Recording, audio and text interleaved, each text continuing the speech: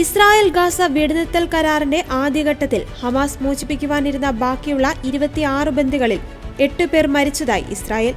ബന്ദികളുടെ നിലവിലെ അവസ്ഥയെക്കുറിച്ചുള്ള വിവരങ്ങൾ നൽകുന്ന ഒരു ലിസ്റ്റ് പാലസ്തീൻ തീവ്രവാദ സംഘത്തിൽ നിന്ന് ഇസ്രായേലിന് ലഭിച്ചതായി സർക്കാർ വക്താവ് ഡേവിഡ് മെൻസർ മാധ്യമപ്രവർത്തകരോട് പറഞ്ഞു.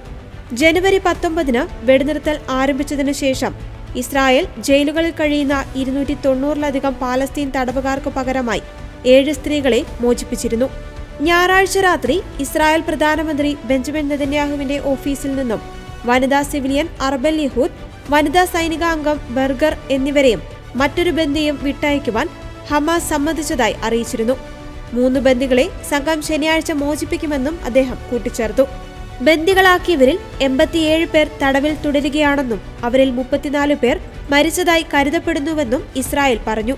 കൂടാതെ യുദ്ധത്തിനു മുമ്പ് തട്ടിക്കൊണ്ടുപോയ 3 ഇസ്രായേലികളിൽ ഒരാൾ കൊല്ലപ്പെട്ടതായും ഇസ്രായേൽ അറിയിച്ചു.